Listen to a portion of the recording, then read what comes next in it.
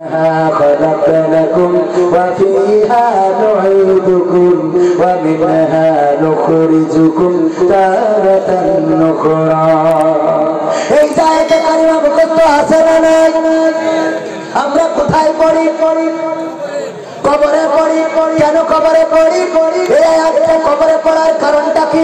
আমি চিন্তা করলাম আমার খালুর কবর দেওয়ার সময় সবাই যখন এটা পড়লো, আমিও পড়লাম, আমিও পড়ি। আমি চিন্তা করলাম আয়াতটা কেন আসলো, কিসের জন্য আসলো, একটু ঘাটাঘাটি করা দরকার। আমি তো ভালো বুঝি না, তারপরেও একটু চেষ্টা করে দেখলাম। এই আয়াতটা এসেছে সবচেয়ে পাওয়ারফুল জায়গার জন্য, আর আমরা এইটা সবচেয়ে নরমাল জায়গায় নিয়ে লাগাই দিই। আমাদের সুবিধা মতো কিছু আয়াত ব্যবহার করি। যেমন আমার ভাই যাবে কালকে কুষ্টিয়ায়, যদি আমার চাষায় দাঁড়াই গড়াই গাড়ি দাঁড়ানোর পরে বলে হুজুর আসেন, ওঠেন, হুজুর আসেন, ওঠেন, সিট আছে? হ্যাঁ, সারা 5 সিট। উঠে দেখে যে পাশে আসলে সিট আছে কিন্তু খালি নেই। মানে সারা 5 সিট কিন্তু খালি নেই। হঠাৎ মিজাজ খারাপ হয়ে গেছে, হেল্পারের কলার ধরবে যে বললি সারা 5 সিট আছে, কিন্তু দেখি তো সব ভরা, একটাও তো ফাঁকা নাই। হঠাৎ করে দেখে দেয়ালে লেখা রয়েছে নিশ্চয় আল্লাহ ধৈর্যশীলদের ভালোবাসে। লাগানো আছে না? ওরে বাবা, সুবিধার মতো জায়গায় অনেকেই দেখি টয়লেটে লিখে রাখে পরিষ্কার পরিচ্ছন্নতা ইমানের অঙ্গ। পরিষ্কার পরিচ্ছন্নতা ইমানের অঙ্গ আর হাদিস আছে না নাই? টয়লেটে লেখা আমার ভাইয়েরা আমাদের সুবিধা মতো আমরা বেছে নিই। আমাদের আল্লাহর ওলিরা অনেকে সূরা কাফিরুন তারে বেছে নিয়েছিল যে তোমাদের দিন তোমাদের জন্য, আমাদের দিন আমাদের জন্য। দিন নিয়ে বাড়াবাড়ি করা যাবে না, সুতরাং হিন্দুদের ওখানে যে প্রসাদ খাতে হবে করতে হবে। ছিল না ও আমার ভাই জানেরা, কলিজার টুকরারা, এই কোরআন যদি খুঁজে পড়ি তাইলে অনেক কিছুই খুঁজে পাবো, কিন্তু আমার তো অত জ্ঞান নাই। আপনারা পড়বেন, আমরা বলে গেলাম, আমরাও চেষ্টা করি। কোরআনের ছাত্র হওয়ার দরকার আছে। অনেকেই বলে আমার মুফাসসিরে কোরআন, আমি বলি মুফাসসিরে কোরআন বলে লজ্জা দেবেন না, আমি আসলে মুসাফিরে কোরআন। কি কোরআন? মুসাফিরে কোরআন। মানে আমি কোরআনের কারণে মুসাফির হয়েছি। আইসি একটু বলার জন্য ভালো পারি না, তারপরে কোরআন আছে বলে ডাকে, ঠিক না? কোরআন আছে বলে ডাকে। আমার ভাই জানেন আল্লাহ রাব্বুল আলামিন সূরা তাহা 55 নম্বর আয়াতটা আমাদের কেন দিলেন? এই আয়াতের বিষয়বস্তুর মধ্যে একটা মাক্কি সূরা। এই সূরাটা এমন সময় নাযিল হয়েছিল সেই সময় এই সূরা তেলাওয়াত করেছিল আবু ওমর রাদিয়াল্লাহু তাআলা আনহুর বোন ফাতেমা এবং তার স্বামী। এই সূরা তেলাওয়াত করাকালীন সময়ে এই সূরার তেলাওয়াত শুনে ওমর রাদিয়াল্লাহু তাআলা আনহুর হেদায়েত হয়েছিল। ও আমার ভাইরা, এই মাক্কি সূরার যে 55 তাহা সূরা তাহার 55 নম্বর আয়াত, এই আয়াতটা এসেছে আল্লাহ রাব্বুল আলামিন প্রথমে এই আয়াতটা মুসা আলাইহিস সালামকে দিয়ে শুনাইয়েছিলেন ফিরাউনকে। কাকে? ফিরাউনকে কেন শুনাইয়েছিলেন? কারণ হলো ও ফিরাউন, আল্লাহ বললেন ও মুসা যাও, ফিরাউন বাউন্ডারি ক্রস করে ফেলেছে, সে তো সীমা লঙ্ঘন করেছে।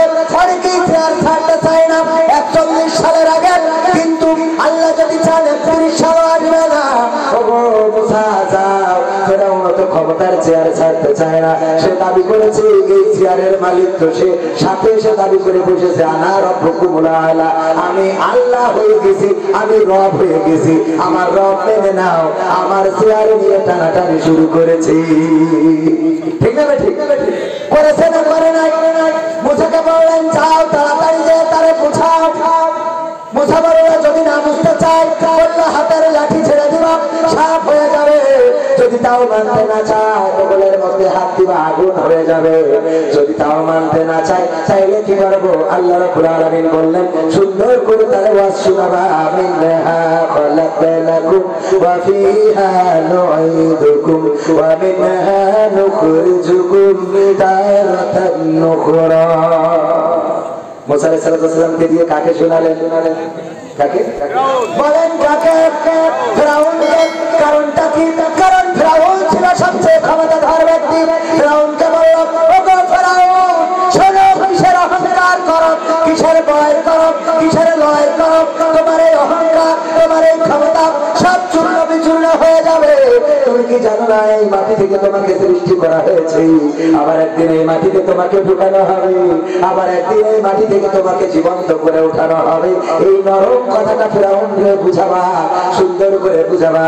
আর আমরা এই ফেরাউন মার্কা লোকের কাছে এই আয়াতটা শোনাই না, এই আয়াত শোনাই মরা মানুষের কাছে। বলেন মরা মানুষের এই আয়াত শুনে কোনো লাভ আছে নাকি? কথা কয় না, লাভ আছে? আপনি যারা বাঁচাইতে চান সে তো অ্যাক্সিডেন্ট করার আগে বলবেন এই আস্তে চালানো অ্যাক্সিডেন্ট করবি, ঠিক আছে? ঠিক আছে, অ্যাক্সিডেন্ট করার আগে তো বলবেন যে এই আস্তে চালা, না হলে তুই অ্যাক্সিডেন্ট করবি। কিন্তু অ্যাক্সিডেন্ট করার পরে বলছেন যে আস্তে চালা, মানা যায়? মানা যায়? ও মারা যাওয়ার আগে বলা দরকার মিনহা খলাকনাকুম ওয়া ফিহা নুঈদুকুম ওয়া মিনহা নুখরিজুকুম তারাতান উখরা। ও আল্লাহর বান্দা, কিসের তাস খেলা, কিসের ফ্ল্যাশ খেলা, কিসের মারামারি, কিসের গুটাগুটি, কিসের ফাইট, কিসের লড়াই, কিসের বড়াই, কিসের অহংকার, কিসের এত ক্ষমতা, সব চূর্ণ বিচূর্ণ হয়ে যাবে। মাটি থেকে বানানো, মাটিতে ঢুকাবে, মাটিতে উঠাবে। সুতরাং হেদায়েত হোক তোমার, তুমি ফিরে আসো আল্লাহর পথে। এই কথা বলা দরকার। আর মরা মানুষের এই কথা যখন বলি, আমার ভাইজান মারা যাওয়ার পরে যদি এই আয়াতটা পড়ি, ভাই যদি কোনোভাবে হাতটা বের করতে পারত, খাবো না তো থাবা একটা বসাই না, বলতো আমার খেলা তো ভাই না, তোরা ভালো মাসুদ, তুমি ভালো, ঠিক না বেঠে? মাসুদ তুমি আগে ভালো হও, কারণ আমাদের খেলা তো ফাইনাল। আমাদের যা হওয়ার তা তো হয়েছে না, হয় নাই? এমপিরা সব কোথায় গেল, মন্ত্রীরা সব কোথায় গেল, কোথায় কাদের টাকা? তাদের সারা দেশটা এখন লাগে ফাঁকা ফাঁকা, ঠিক না বেঠে?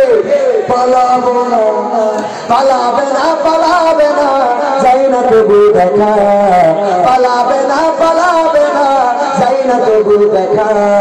তাদের সারা দেশটা এখন লাগে ফাঁকা ফাঁকা, ওদের সারা দেশটা এখন লাগে ফাঁকা ফাঁকা।